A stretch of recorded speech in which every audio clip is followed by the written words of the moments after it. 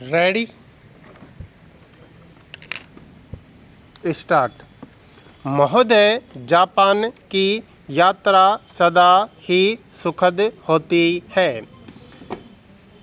वहाँ इतना कुछ और इतनी तेज़ी से हो रहा है कि यहाँ बार बार आकर वहाँ के लोगों और देश से बार बार परिचय करने का महत्व है। जापान की प्रगति की भारतवासी बहुत सराहना करते हैं। युद्ध के बाद आपका अपने देश का पुनर्निर्माण और आपकी हाल की आर्थिक सफलताएं असाधारण हैं, किंतु आपने जिस ढंग से अपनी राजनीतिक और सामाजिक प्रणाली का कायापलट किया है और लोकतंत्र की स्थापना की है, वह भी कम महत्वपूर्ण नहीं। मैं वर्तमान जापान की आत्मशक्ति के प्रति अपनी श्रद्धा प्रकट करता हूँ। हम भारतवासी आपकी सफलताओं को बड़ी दिलचस्पी से देखते हैं और इस प्रयत्न में रहते हैं कि आपके कौन से अनुभव से हमें अपने प्रयत्नों में सफलता मिल सकती है। कोई चीज़ भी दूसरे से पूरी की पूरी उधार नहीं ली जा सकती। उसको लेकर आत्मसात करना होता है। विज्ञान के सिद्धांत तो सार्वभौम है, लेकिन प्रौद्योगिकी लोगों के सामाजिक वातावरण के अनुकूल ढाली जानी चाहिए।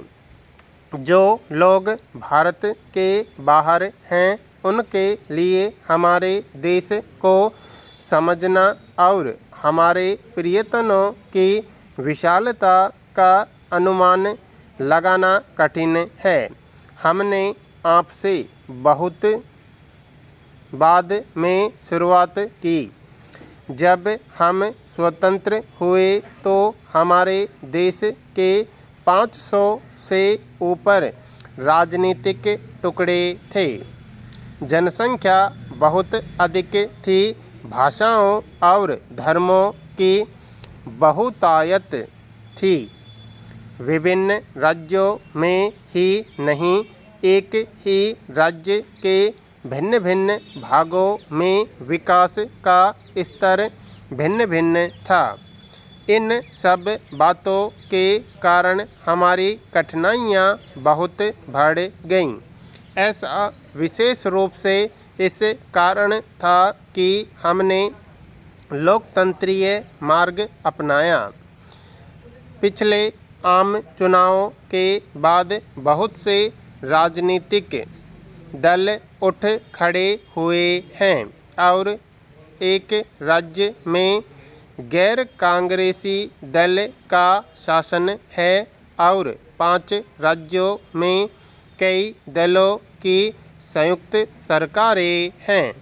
हमने इन सब बातों को अपने राजनीतिक विकास का ही एक चरण माना है। कुछ उग्रवादी दल हैं, फिर भी अपने उद्देश्य और तौर तरीकों में वे चाहे जितने भिन्न हों, हमें उनके मत को इस तरह ढालना है कि वे भी देश की एकता और प्रगति में पूरी तरह भागीदार कर सकें। हमने अपने प्रयत्नों की पूरी ईमानदारी से भावनात्मक एकता और भागीदारी तो पैदा की है, लेकिन उसी से सशक्त स्थानीय परंपराएं भी जन्मी हैं। एकता का अर्थ एक सा होना नहीं होता। महोदय, हमारी संघीय रचना और जनता द्वारा चलाए जाने वाले स्थानीय शासन तंत्र से और सत्ता के विकेंद्रित प्रयोग से हमारी एकता सुदृढ़ हुई है। कभी कभी तनाव और असहमति होती है, किंतु हमारे विकास की वर्तमान अवस्था में और विशेष रूप से इस कारण ऐसा होना अनिवार्य है कि हमारे पास इतने कम साधन हैं कि प्रत्येक को संतुष्ट नहीं किया जा सकता। हमारे से छोटे देशों में भी अब क्षेत्रीय खींचातानी अनुभव की जा रही है। इन स्थितियों में हमने अपने राष्ट्रीय पुनर्निर्माण का कार्य अपने हाथ में लिया। अपनी पंचवर्षीय योजनाओं में सामाजिक सुविधाएं बढ़ाने, उद्योगों के लिए आवश्यक ढांचा खड़ा करने और ऐसे बुनियादी उद्योग स्थापित करने का काम शासन ने अपने जिम्मे लिया है, जिन्हें निजी उद्योग स्थापित नहीं कर सकते। साथ ही निजी उद्योगों के लिए भी बड़ा क्षेत्र बचा है और स्वतंत्रता के बाद निजी उद्योगों के लिए बढ़ने की बहुत गुंजाइश है और वास्तव में इन्होंने इतनी अधिक उन्नति की है कि इन्हें पहचानना कठिन है।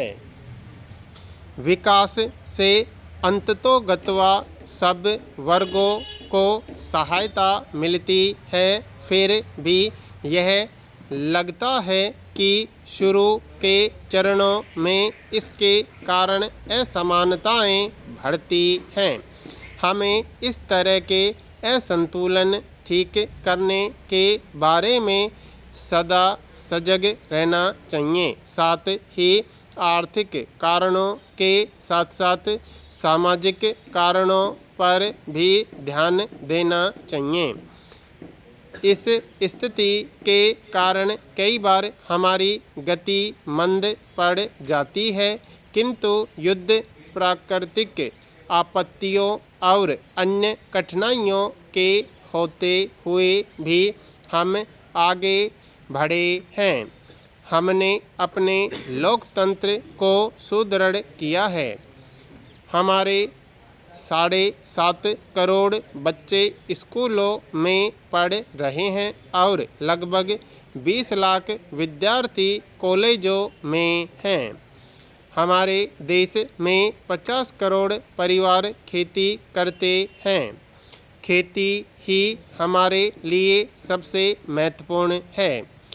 पिछले 55 वर्षों में खेती के विकास के लिए आवश्यक ढांचा स्थापित किया जा चुका है और 23 करोड़ एकड़ नई जमीन में सिंचाई होने लगी है। हमारे किसान नए ढंग से खेती करने लगे हैं और उन्हें खेती के लिए आवश्यक चीज़ें दी जाने लगी हैं।